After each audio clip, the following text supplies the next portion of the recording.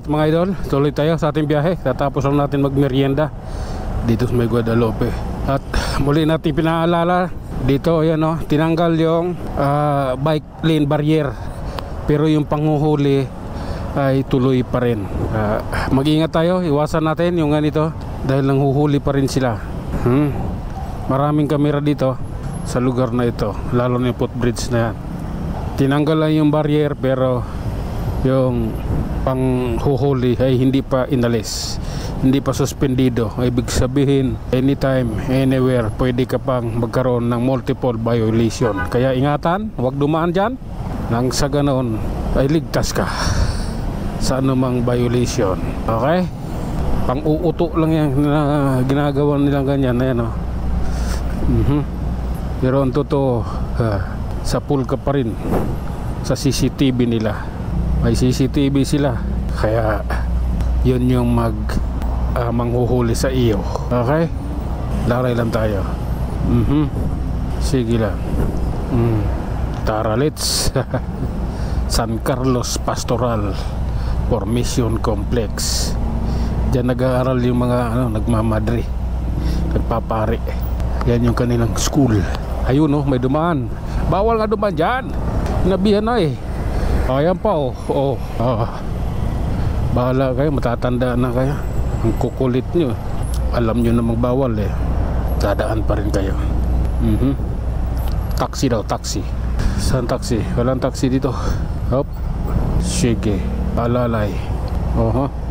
Tara, let's. Hindi maganda yan. Hop. Oh lala. Bawal. Bahala kayo. Okay, let's go tayo. Relax lang. Sige lang. Okay, bahala kayo dyan. Oh lala. Ayan din siya, di siya nakatiis eh. Kamera ang huhuli sa inyo, hindi enforcer. Kasi pag enforcer sasabihan kukutungan mo lang kami. Hindi ka makapagsabi ng kukutungan. Kita mo yung violation mo eh. Bayaran mo. Tsamba nyo yan. Another violation, angkas. Hop. Sige. Okay, dito tayo. Subok naman tayo dito. Ibang dimension naman. Tingnan natin kung medyo mabilis. Hop. Oh lala. Ibang dimension. Okay. Relax. Okay. Alalay. Alalay, it's the key. Sige lang. Bakit? Okay. Relax lang, idol. Kaya natin to. Ayan. Hop. Alalay. Iba to. Malundag tayo. Dahil nasa ano tayo? Rough road. Parang rough road lang din. Oops. Sige lang. Tuloy-tuloy lang tayo mga idol kahit ganito yung panahon, ganito yung kalsada. Ayan. So di natin naising magkaganire. Subalit ayan, nasa ano yung nasa pakikipag-usap pa yung kalagayan ng motorcycle at saka bike lane. Nasa usapin pa nila kung papayagan kami dyan pag nag-umpisa ng gawi yung EDSA renovation. Sige. Oh lala. Hop. Oh my goodness. Sige. Ito na yan. Ito na yung the best. Diba? Two lanes sila. Mayroon din kaming lanes. Oh lala. Sige lang, idol. Hoy. Bakit ka dumaan sa bike lane? Ayun siya. Ayun pa. Ayan pa. Bawal kayo dyan. Sige lang.